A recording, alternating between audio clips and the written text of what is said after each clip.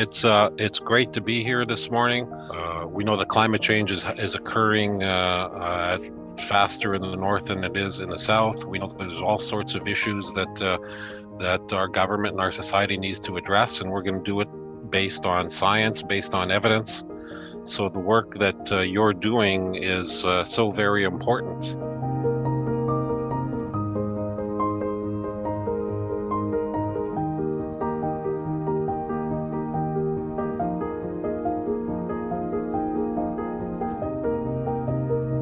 Actually, I'm sitting here today in our field equipment warehouse in Ottawa, and you can see behind me there Skidoo and some of the parkas and some of the gear that that we do provide to research in the north.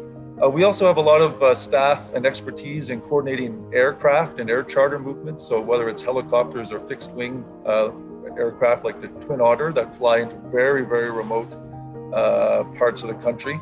If there's a priority, we try to move people.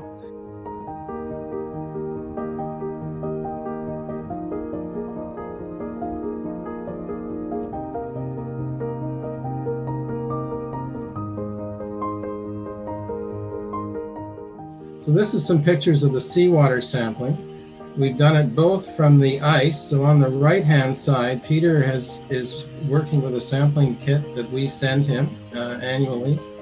And he does all the work himself, and he works out of the lab at Polar Shelf and Resolute. And so just two scientific slides coming up, brace yourselves, but basically just to show that we have a long-term sampling story here. We wouldn't really be able to do it practically without Polar Shelf support. We have the lake water chemistry, we have the mercury in the fish, other contaminants, we have fish condition and temperature, because it's becoming not only a measure of things like pollution, global pollution, but it's also becoming a climate change story. We work on seabird contaminants in my group, and we rely heavily on the Polar Continental Shelf program for this work. And so you can actually see here there's two pictures of elders on a site visit to the migratory bird sanctuaries.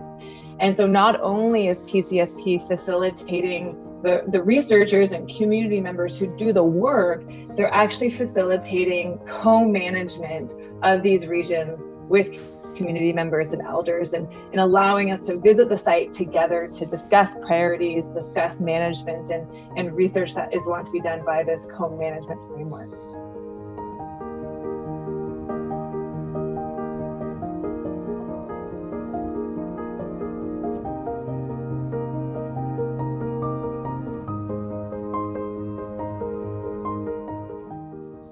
The work we do is in remote settings that are heavily supported by the logistical support and expertise of Polar Continental Shelf. There's a lot on this slide, but what we're doing is intensive, integrated scientific research to understand land, water, and long-term environmental change in these settings. And this is the kind of work that requires long-term partnerships, logistical support, and scientific goals. And we've been able to do this since 2003.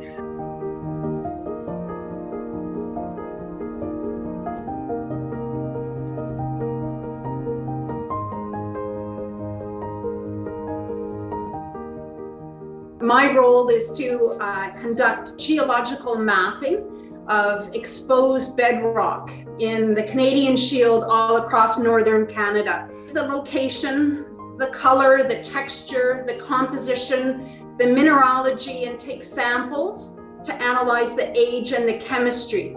And in doing this, we can reconstruct the story that the land has to tell us about its evolution back millions and in fact billions of years ago. So PCSP supports us in three main aspects: field equipment, air service contracts, and also communications.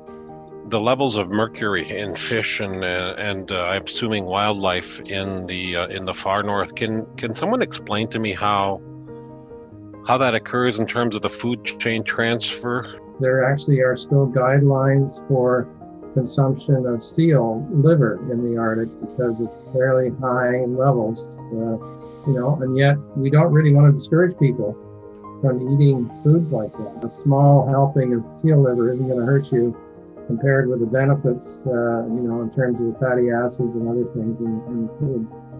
Excellent.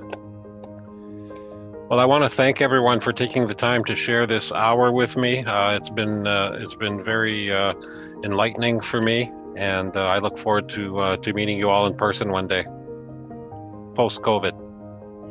Thank you.